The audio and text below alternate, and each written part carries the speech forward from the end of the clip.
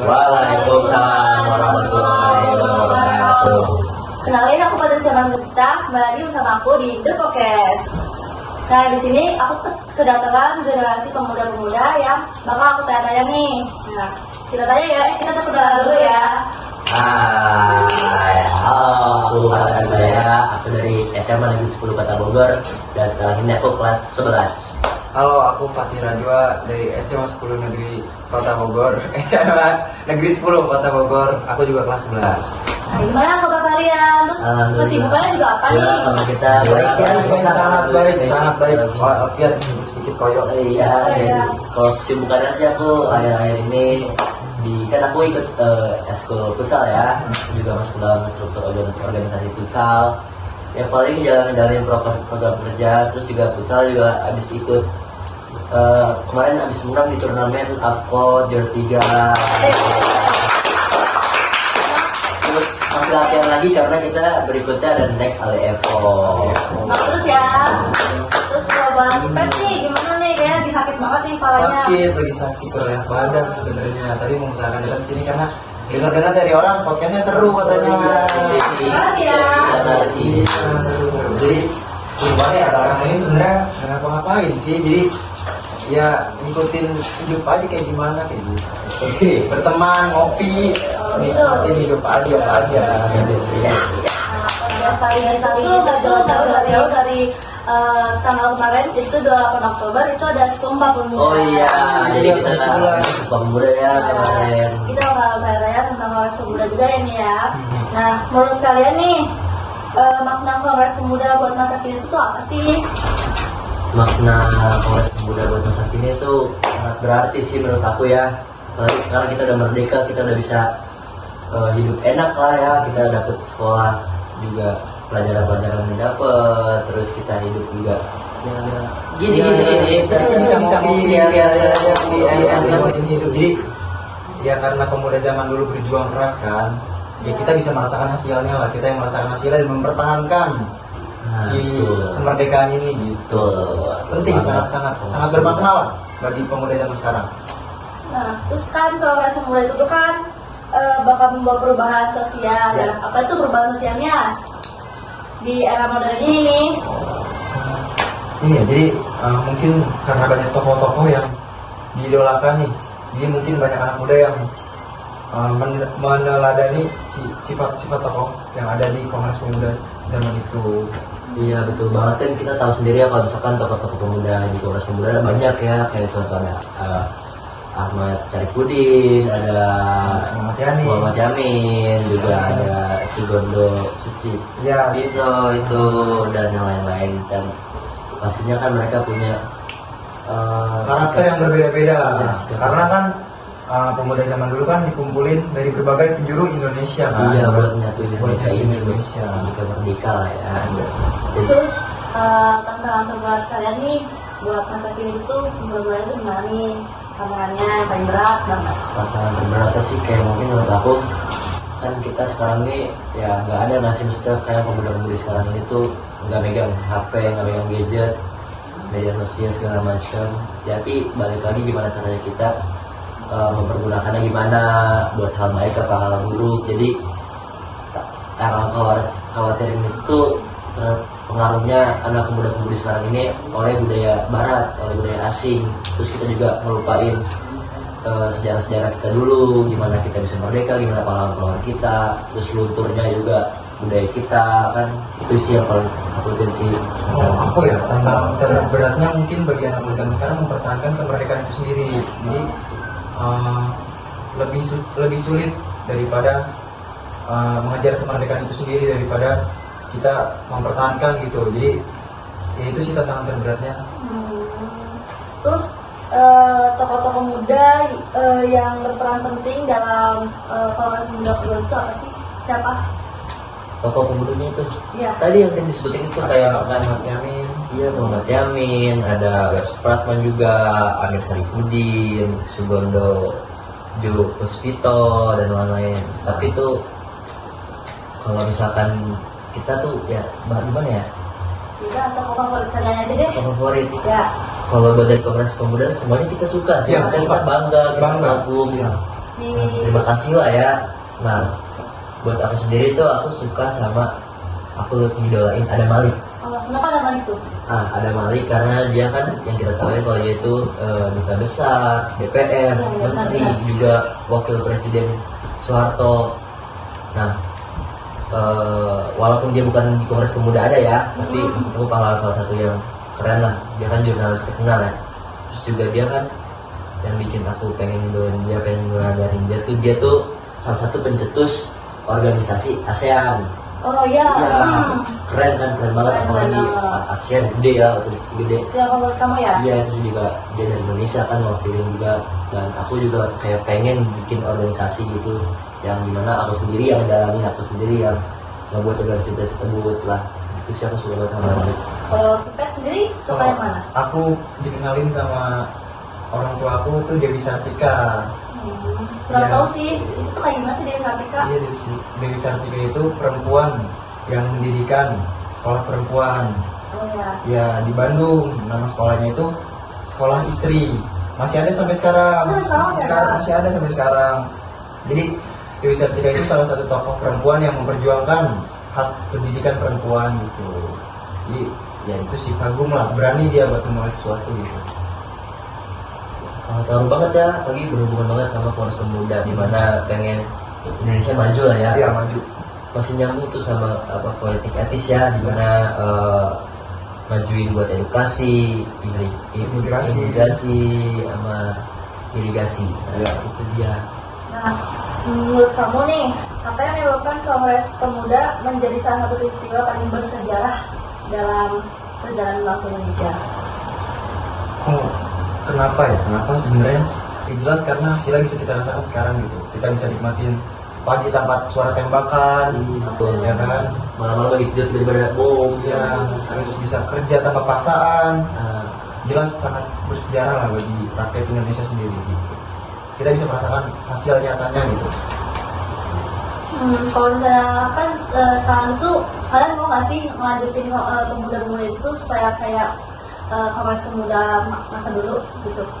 peran muda. Nah, caranya tuh kayak gimana? Oh, jadi ya itu kan kita kan sebagai penerus bangsa ya di masa depan ya.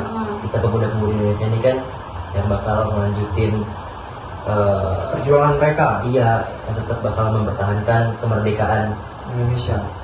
buat kita sih. Dari tantangan yang tadi itu sih ya itu adakannya lagi kayak sikap tinggi nasionalisme, mengingat budaya-budaya kita, sejarah-sejarah yang dulu buat memerdekakan Indonesia itu ditingkatkan lagi kayak kita Tokoh-tokohnya.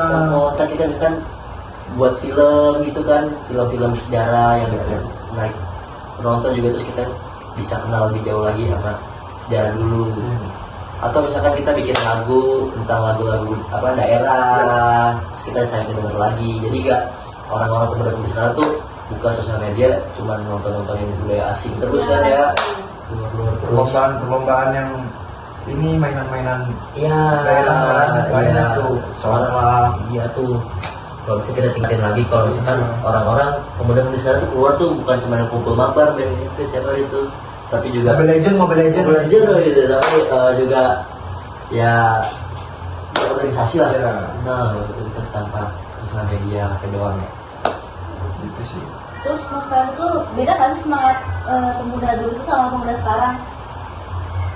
Bisa dibilang jauh sih ya.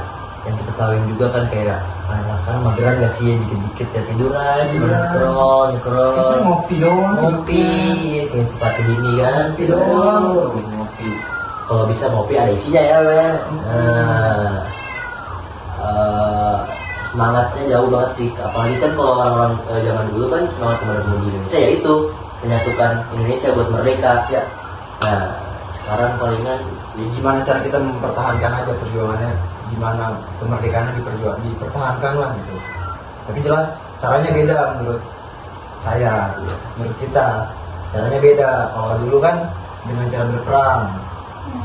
Mungkin kalau sekarang ya dengan adanya sosial media membantu juga kan. oh iya betul Ya kan? Jadi, Ada ada sosial dampak media. positif ada dampak negatif. Iya. Berarti sosial media ada dampak positif dan negatif. Iya. Berarti itu nggak negatif banget ya. Enggak. Iya. Membantu kita juga, membantu bangsa Indonesia juga terkenal di mancanegara. Ya. Kayak ada tarian gini nih. Iya, tari-tarian yang di perahu kan. Ya. Itu kan mendunia itu. Iya, mendunia sampai di luar negeri juga Sampai di klaim viral. Malaysia. Di klaim Malaysia. Aduh, Malaysia. Malaysia lagi. Nah, Gitu ya. Iya. ya. Yang Udah lama nih kita ngobrol. Belum lama. Saya masih pengen ngobrol. Ngobrol apa ya kita? Ya, ngobrolin. Jadi kalau buat aku ya, apa kan? Iya, mungkin Kalau misalnya nih pemuda-pemuda itu kan udah kayak diajakin males, udah benar-benar nggak mau lah, cuma pengennya tahu gitu. Terus gimana nih? Jadi kayak susah diajakinnya. itu PR buat generasi atas kita, Nah. mungkin yang mendidik kita tuh kayak gimana gitu. Mungkin itu dia. Dan mungkin gelana. Udah cukup. Ya, mungkin saya mau nanya balik nih ke Coba kita tadi bilang lagi. Jangan bilang nanti katanya masuk langsung pertanyaan. Tadi. Nah, ini tadi. Ya, tapi nanya lebih. Tuh, 2, 3. Nah kan pemuda-pemuda itu kan sekarang itu lebih susah diajakin buat bersosialisasi, ikut 17 Agustusan atau lebih ke mager gitu kan Ya. kalian lebih ke main HP mulu, ikut-ikut K-pop gitu ya. Ya. Nah caranya gimana nih biar lebih mau gitu kan susah banget tuh ya kan paling susah banget. Ya, kita kalau bisa ya kita ngasih tahunya ngajakinnya juga baik-baik. Juga kita ngasih tahu kalau misalkan apa sih yang bikin jadi menarik, seru. Terus ya banyak pelajaran yang pasti dapat sih harusnya ya. Ya. Orang juga nyesel juga buat ikut-ikutan kayak organisasi, penelitian segala macem lah ya, buat membangun bangsa Indonesia ini ya. ya selain itu juga kan mereka harus tahu kalau kita hidup enak kayak sekarang tuh karena pahlawan-pahlawan di zaman dahulu. Terus mereka sadar sih ya, saya Ya. makin banyak bersyukur lah ya, juga nggak luput hilang dari apa itu perjuangan pahlawan dulu ya. Nah kalau misalnya ya pemuda-pemudanya itu tuh di masa depan besok nih ya kan nggak mewarisi Kongres Pemuda, jadi kayak acuh gitu loh. Jadi kayak negatif gitu, jadi bawaannya kayak gampang dijajah tuh gimana dong solusi kalian? Kalau buat Susah kan? itu 1, 2, 3. Iya, kalau buat kayak gitu tetap balik lagi ya, cinta tanah air. Kita gimana rasanya, gimana bikin orang-orang pemuda-pemudi ini punya sikap nasionalisme yang tinggi. Jadi kayak mempertahankan selalu kemerdekaan Indonesia. Gak mau kalau bisa kita punya sikap gak mau terbawa arus sama budaya asing. Ya, betul. Iya, itu dia. Kita tetap melestarikan budaya-budaya Indonesia ini, Lebih menduniakan. malah mempopulerkan, Ya, mempopulerkan. betul sekali. Benar, bisa juga kayak tadi yang lewat media sosial itu. Nih kalau kamu diberi kesempatan buat berbicara di hadapan seluruh pemuda di Indonesia nih, pesan apa yang ingin kamu sampaikan agar mereka lebih peduli akan bangsa dan sejarahnya? Pesan-pesannya Silakan.